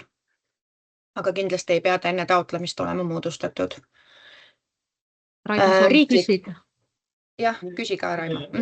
See kommentaar ja küsimus on natuke retooriline tegelikult, et kui tuleb partneritega leppida kokku, siis me räägime juba eeltervikust, kui me räägime, et tervik on koostöö kokkulepe. Aga see on õigesti aru, et hoolduskoordinaator peab ise alustama STAR-is juhtumi plaani ja seda siis ka täitma. Jah. Kui me siin 1,5 nädalat tagasi kohtusime, minu teada seda teavad enamus piirkondi, et seal projektis võib osaleda nii-öelda ka haiglad, tervisekeskused ja võtta hoolduskoordinaatori enda palgale. Aga minu teada ei ole näiteks haigla juures töötaval hoolduskoordinaatoril STAR-il ligipääs. Ma võin nüüd natuke eksida, kui see midagi muutunud on, aga nad ei saa STAR-il ligi. See, kuidas STAR-i täidetakse, võib olla selles mõttes ka loominguline. Meil näiteks Raplamaal oli hoolduskoordinaator, kes siis täitis ära need, aga sisestas sotsiaaltöötajaga koos näiteks kord nädalas STAR-i. Ja kui haiglas töötaval terviseteekonna juhil või hoolduskoordinaatoril on sotsiaaltöö taust, siis saab talle taotleda ligipääsu STAR-i projekti raames küll. Ja lihtsalt Tallinna piirkonna tervishoiuasutustele on tekitatud kuvand või arusaam, et nad võivad oma tervishoiutöötaja põhimõtteliselt sinna projekti palgale võtta. Ja lihtsalt ma olen mõelnud, kuidas seda taotlust teha ja siis ma seda rakendada, aga siin tuleb... Okei, ma tegelikult ei oska rohkem kaasa mõelda siin hetkel. Nii, aga ma korraks küsiks, et see taotlusmeede on nüüd avatud märtsikuuni, et siin Anneli ja te ütlesite, et te käite päris maakondades, et kas te saate jagada juba infot, et mitu maakonda või kes siis maakonnast on see aktiivne grupp, kes on huvi tundnud selle taotlusvõrvastu ja kas teil on enam-vähem teada ka, mitu maakonda näiteks juba on huvitatud sinna taotlusvooru taotlused esitama? Ja, väga hea, et küsid. Tõesti tahtsin ka seda infot jagada, et tänaseks on meil, just hommikul küsisin üle, on esitatud 2 taotlust.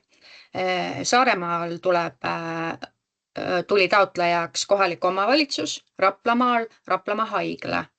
Tean, et kohe-kohe on taotlust esitamas ka Valgamaa ja Valgas on esitajaks tervisekeskus. Et hästi erinevad taotlejad on, aga projekti taotlus on avatud veel 7 maakonnal. Selline. Aitäh. Kas on veel küsimusi esimese või teise teema osas, et siis saaks ära küsida, et täna me saime teada, et päris palju uut infot on ikkagi. Ilmselt ma siin suhtlen ka veel enne töörühma koosolekut ja juhatust, aga Merle, ja palun. Ja tere, mul on tõesti küsimus. Ma ikka küsin, et Anu, sa armsasti räägid sellest, et riiklikule süsteemile üleminek on olnud prioriteet. Mida sa sellega päriselt mõtled? Et ei ole olnud, ütlen ma vahele, olles ise olnud hoolduskoordinatsiooniga seotud 2018.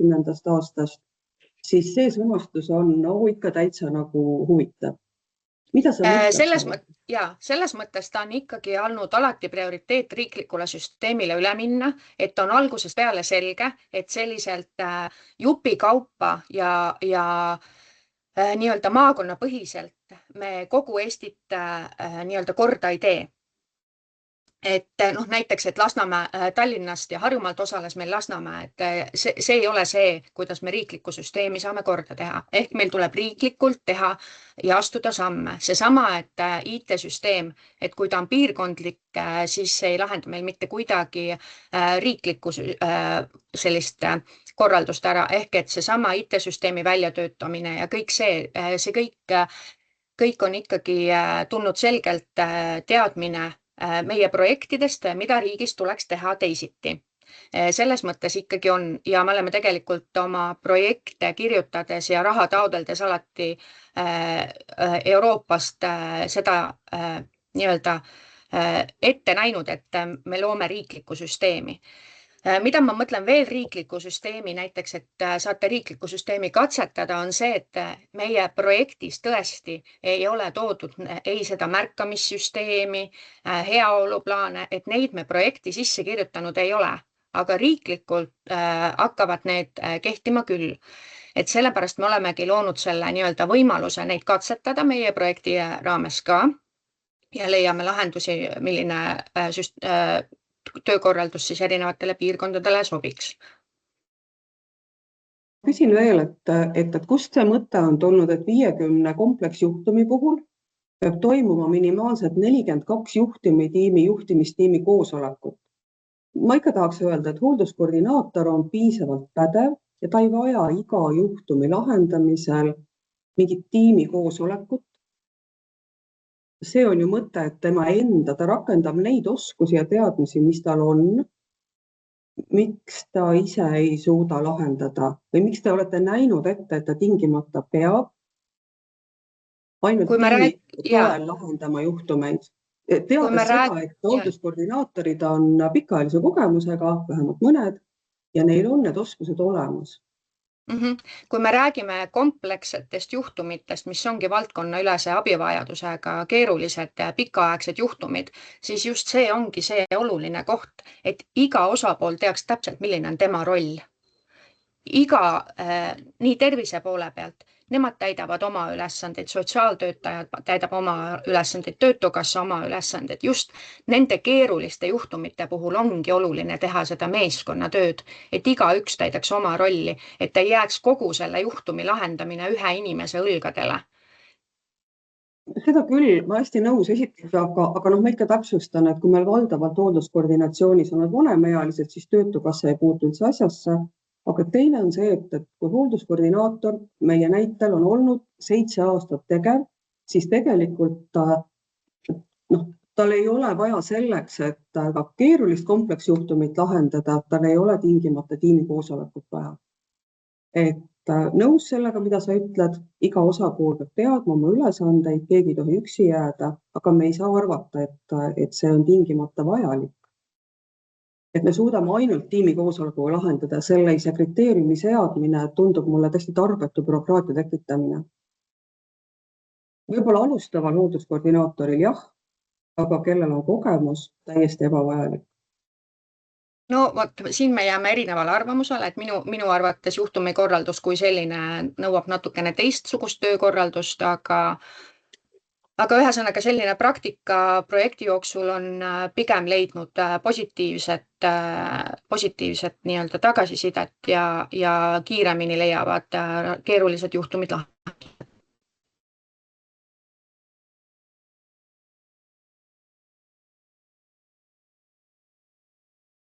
Nii, aitäh, Merle. Kui on veel küsimusi, siis kasutage võimalust, et meil on tegelikult veel 20 minutit jäänud, et võib käega märku anda, aga nagu ma aru saan, siis tõesti täna oli päris palju uut infot, nii nagu Merle siin ka chati kirjutas.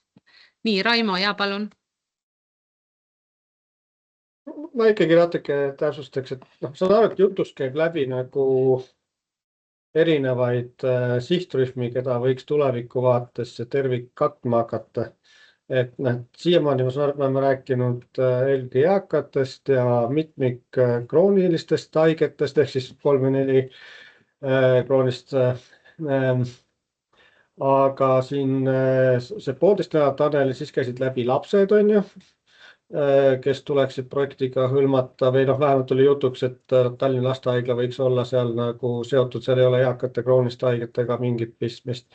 Täna käis psüühilise erivajadusega või psühhiaatri vajadusega inimesed läbi, et ma saan aru, et me lepime kokku mingis etapilises või mingisugust selles, aga ma saan aru, et teil tagatoas on tegelikult mingisugune nagu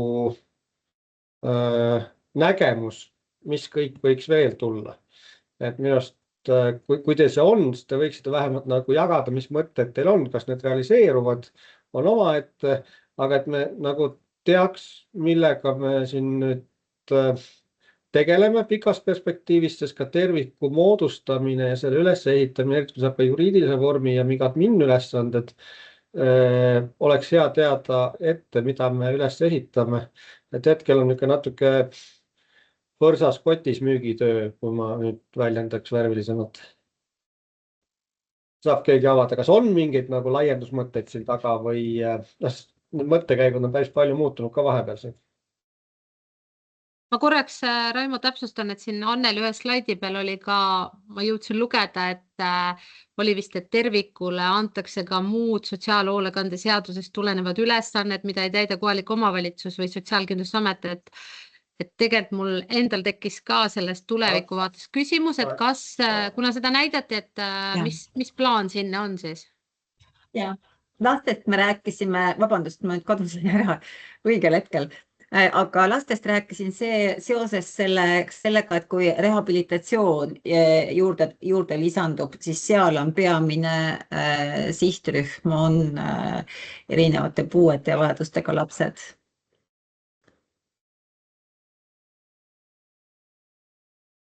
Merle, palun. Ja aitäh. Toetan tõesti seda, mida Raimo sõnastas, et mulle tundub, meil on vaja väga selget ülevaadet, kellega, kes on sihtgrupp, mis on eesmärk. Et need on selle 25. aasta jooksul toimunud kohtumistel korduvalt muutunud, mis on sihtgrupp, mis on eesmärk, kuhu me liigume, mis on etapid, millised etapid. Et mina nüüd vajaks ühte sellist visuaali, kus on tõesti selge. Stardime 3 kroonilist haigust, vanemaealine, 4 kroonilist haigust, vanemaealine, kogu elukaar, kuna millises etapis milline sihtrühm liitub, see selgus on hästi oluline.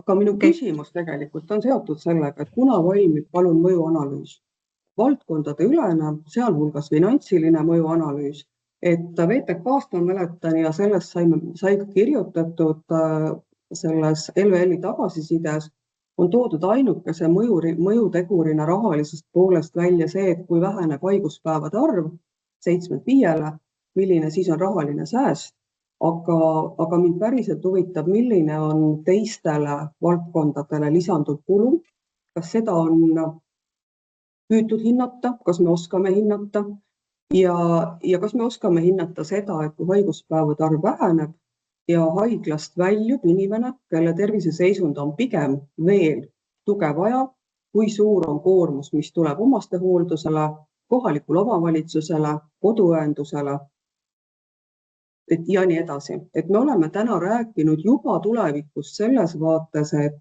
töölauda arutame selle üle, millised programmid, aga mulle tundub, et me peaksime ikkagi päriselt saama algusest minema, sõnastama väga selgelt sihtgrupi, väga selgelt etapid ja väga selgelt ka selle mõju teistele valdkondadele.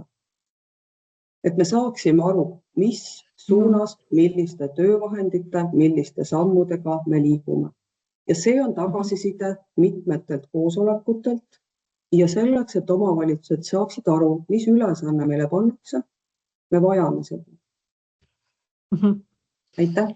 Et jah, ja võtan siit lühidalt praegu lihtsalt vastan, sest kõiki vastuseid tõesti hetkel ei ole, aga ütlen, kuidas me vastusteni jõuame ka, aga mõned vastused siiski, et kui me räägime sellest sihtrühmast, siis me Tervisekassaga oleme kokku leppinud, et läheme liikvele selle sihtrühmaga, kelle praegu nemad on oma andmete pealt välja arvutanud, see on 4 ja enam kroonilist haigust, sellised haigused, mille puhul siis selline ennetav töö on mõistlik ja annab tulemuslikkust. Et Tervisekassa on siis juurde öelnud ka seda, et kui tõepoolest me toome märkamislehel ka juurde, et kui inimene vastab sellele märkamislehe kriteeriumitele, et siis ta kätte ette ei pane otseselt, et siis ta on nõus ka siis finantseerima selle alusel. Aga see on siis see konkreetne kroonikute sihtrühm, selle kohta meil on maakondlik tabel, kus igal pool on näha, mitu inimest sinna sihtrühma kuulub, selle saan teile saata.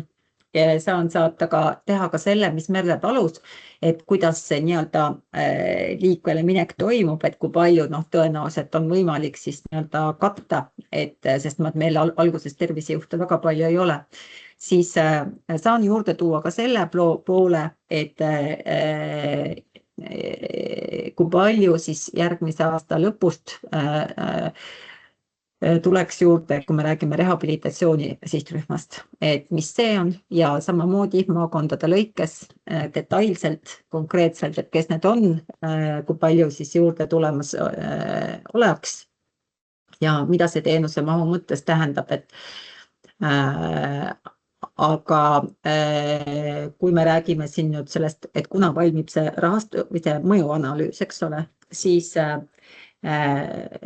kui me räägime mõjust Tervisekassale, siis see info oli teil kaasas, see on meil Tervisekassaga arvutatud. Kui me räägime nüüd mõjust KOV-idele, siis siin ma ütlesin, et me tahame siin sellega koostöös saada ikkagi märtsi lõpuks sellise versiooni valmis, kus on juba ka need maksimaalselt hästi siis neid rahalisi hinnanguid. No isegi kui me ei jõua, siis võib-olla võtame 1 kuu juurde, aga kindlasti me ei lähe teise kooskõlastusringi ilma selleta, et meil oleks see mõju teiega ette valmistatud, ja me oleme siin oma analüütikud ja spetsialistid tööle pannud, nii et meie anname igatahes endast parima, et see analüüs saaks kvaliteetselt koostatud. Muid laiemaid mõjuanalüüse me tõenäoliselt ette ei võta küll, aga ma ütlen seda, et siin suvel on veel selline sündmus, et lõpeb see Viljandi kliiniline uuring ja sealt me saame ka päris head mõjuanalüüsid, aga me juba ennetavalt teame, et need mõjud on ootuspärased. Nii, aitäh, Raimo, ja siis palun Toomas. Mõjud on ootuspärased selles mõttes, et seal on oodata nii nende inimeste EMO-juhtude vähenemine, on oodata haiglajuhtude vähenemine, on oodata rahulolu paranemine, on oodata kulude vähenemine tervishoiusektorile ja esimeses faasis nad tegid ka kontrollküsitluse, tegid aasta möödumisel, kui nad trendiuuringut tegid, siis nad uurisid ka mõju sotsiaalvaldkonnale ja see mõjuanalüüs on seal ka olemas, seal me nägime, et tegelikult sotsiaalvaldkonna koormus ei kasvanud oluliselt. Nii, aga Anneli. muutus oodata ei vähenenud. Ei vahepeal sul hakib ja siis tundub, et sa oled juttu ära lõpetanud. Aga ma küsin, et kas Merle, sa soovid veel midagi täpsustada või praegu hetkel? Aga Raimo ja siis palun Toomas. Võib-olla seda, et ma sai aru, et märtsi lõpuks tuleb mingi KOV mõjuanalüüs või midagi sinna kanti, et selleks peaks ikkagi aru saama, mis see täpselt olema hakkab, et mingit mõju analüüsida, aga jätan teie pärusmaaks, loen huviga.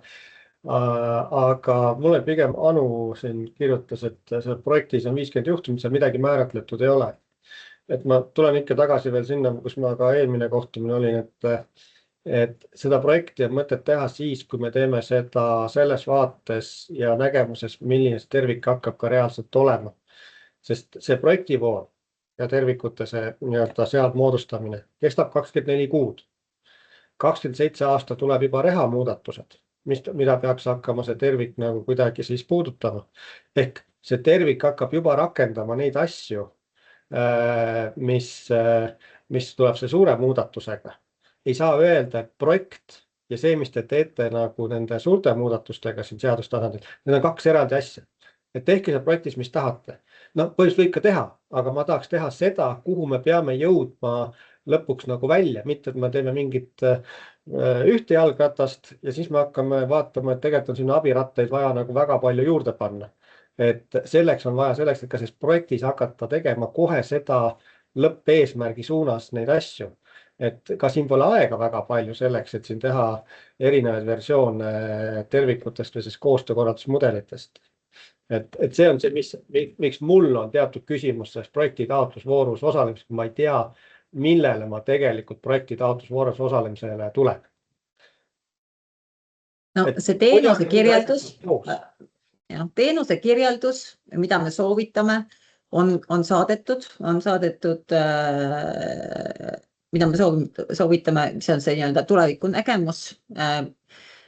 See on saadetud teile ka materjalidega ja sulle ka, Raimo, et see, mida me soovitame siis Tallinnal piloteerida siis või ette valmistada sellel perioodil, et see on tegelikult, meil praegu paremat teadmist ei ole, ülejäänud piirkonnad lähtuvad sellest ja on sellega toime tulnud, et ja seda tuleb kohandada konkreetsetele oludele koha peal, aga see oluline kirjeldus on seal olemas ja oluline info, et me saame siin detailsemaid teenuse osutamise materjale ka veel vajadusel, siis kui läheb juba need spetsialistid tööl on, ja koolitusmaterjale, kõiki neid saame ka toetada, aga meil praegu ega ta detailsemaks üldjuhul ei lähegi väga palju enam.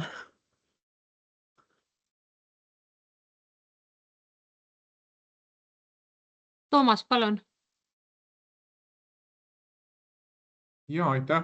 Ma sooviks veel korra tulla sinna juurde, kus siis Raimo ja Merle siin olid oma jutu mõttega, et igasuguse muudatuse puhul on väga hea, kui oleks selline väga skemaatiline praegu, tulevikus, mis tuleb. Ja see võiks olla niimoodi, kui nüüd tõesti teil see analüüs praegu käimas on, järsku õnnestuks seal juba seda arvestada, et panna sinna ka, kui täna meil on teada, mis teenuseid kuskil toimetatakse, mis tasandil, mis riigis, mis omavalitsuste tasandil, nüüd me toome ühe tasandi siia juurde, ükskõik mis vormis see tasand seal toimima hakkab, siis väga tähtis oleks sealhulgas ka näha, et kus teenus on, et kuidas sellega siis ka rahastus kätte kaasas käib. Mis allikatest finantseeritakse täna neid asju ja missugune on tuleviku finantseerimise kord ja kindlasti tuleks eraldi välja tuua siis see osa, mis siis praegu toimub nagu välisrahastuse arvel ja kui see välisrahastus ära langeb, et mis siis, mis nendega saab. Sest meil on, nagu siin jutu alguses oli ka meie tegevjuhi sõna, seal ikkagi väga selgelt toodi välja, et meil on uued omavalitsusjuhid tulemas, meil on aprilli alguses siin nii omavalitsus see üldkogu kui ka valdade linnade päevad, kus ma loodan, et ka teie oma esinemistega välja tulete ja diskussioone saab pidada. Nii et mina küll näen seda, et väga põhjalikult tuleb ka see finantsperspektiiv omavalitsusjuhtidele välja tuua. Sellistes materjalides sellist analüüsi ei ole, aga ilma selleta ma ei näe, et teil õnnestuks see teema või see reform omavalitsustele nii-öelda maha müüa. Aitäh! Väga hea tagasiside, et me kindlasti praegu võtame selle arvesse ja sellesse analüüsi need skemaatilised joonised toome kindlasti juurde. Et suur tänu selle ettepaneku eest. Merle, palun. Ja ma ikkagi täpsustan korraks ka seda, et ma sain aru, Anneli, et need mingid tüüpi õiguslikud muudatused on teil valmimas kohe, et seda selgust, kuidas ülesanded jagunevad erinevate haldustasandite vahel. Me räägime riigist, riigiametitest, me räägime omavalitsust, me räägime eraettevõtjatest, keda perearstid on, kuidas info liigub, kellel on millised juurdepääsud, kes saab kellele ülesandeid anda, ja nii edasi, et mulle tundub, praegu on siin ikkagi sellist ebaselgust või võib-olla see on ministeeriumistel hästi selgeks mõeldud, aga et mina siit täna seda selgust ei saanud, mis on ikkagi need tasandite vahel, et kuidas need ülesanded jaotuvad, liiguvad, kes kellele. Et see selgus on hästi-hästi oluline ja mulle tundub, et on oluline enne, kui õigusakt on valmis. Et äkki peaks ikkagi omavalitsustega vähemasti, mina küll seisan omavalitsuste eest selles vaates läbi rääkima, selgitama, mis need plaanid on ja võib-olla ka kuulama, et millised küsimused ja mõtted tekivad enne. Ja, ongi, et see meie koostöö ettepanek oligi tegelikult, et meil on need asjad üksjagu läbi mõeldud ja ka me ei taha öelda, et need on mingid lõplikud asjad, et sellepärast me siin täna oleme tegelikult, et öelda, et me oleme oma asjadega jõudnud nii kaugele ja nüüd meil oleks väga oluline saada teie poolt see sisend. Et minu poolest võime kas või ülejärgmisse nädalasse juba leppida kokku Tartus selle arutelu, et kuidas, mis on need osad veel, mis seal täpsustamist vajavad ja läbi arutada need küsimused, et et olla kindel, et me oleme kõik aspektid läbi mõelnud ja midagi kahe silma vahel pole jäänud, et saaks kõik ilusti kirja pandud. Et ma olen väga nõus selle. Ma ei arva, et õigusarutelu puudutab ainult Tartu linna või Tartu maakonda. Ma sain aru, et mitte õigusarutelu, ma sain aru praegu, et korralduslik, jah, ma sain valesti aru siis. Et õigusarutelu ikkagi me ikkagi sooviks seda liidu poolt siin koordineerida, kaasates kõik omavalitsused, 78 omavalitsust, et tõesti siin liidus töötades tuleb kõnesid, uuritakse, ei saada täpselt aru, mis on piloot, mis on pikk plaan, millised on IT-arendused.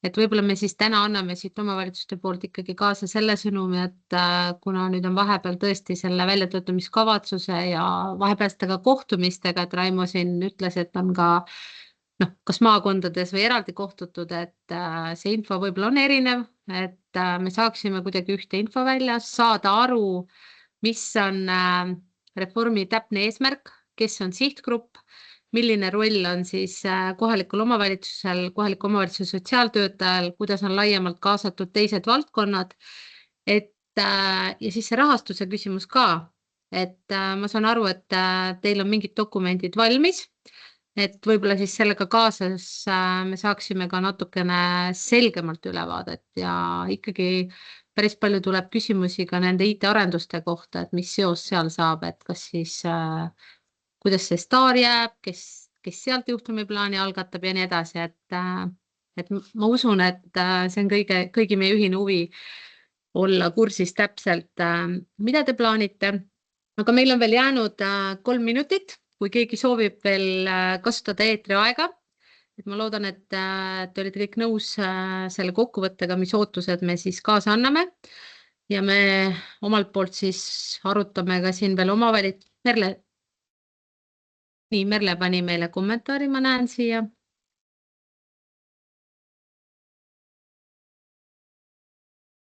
Ja, et ma siis kommenteerin nii palju, et meil tõesti siin tulevad ka meie töörühmas, ka juhatuses arutusele integratsioon, aga selleks, et seda arutada, meil on tõesti vaja juba selleks ajaks täpsemat teie ülevaadet, et me saaksime omalt poolt ka siis sinna ettepanekuid teha.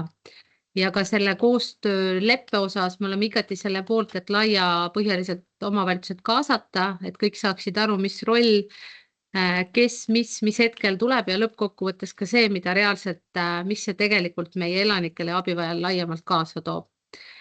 Et siit me annaksime täna kaasa need sõnumid, et me jääme siis ootama teie selgemat kommunikatsiooni ja siis omalt poolt kinnitan, et me oleme igati huvitatud koostööst, aga selleks, et seda teha, me peaksime täpsemalt aru saama, et mida me nagu tegema peaksime. Aga minu poolt on siis kõik. Suur tänu ja tuli välja, et see infotund oli vajalik kõigile osapooltele ja ma loodan, et meie arutelud jätkuvad nii maakondades kui ka siin infotundides ja võib-olla ka siis juba nendes töörühmades, mis siin moodustatakse. Et soovin teile kõigile ilusat päeva ja jõudu ja kohtume siis juba erinevatel järgmistel kohtumistel. Et suur tänu ka Sotsiaalministeeriumi esindajatele, et leidsite aega ja võimalust selgitada plaani, aga ootame siis natuke täpsemalt. Nii et aitäh kõigile ja kohtumiseni. Aitäh teile! Aitäh!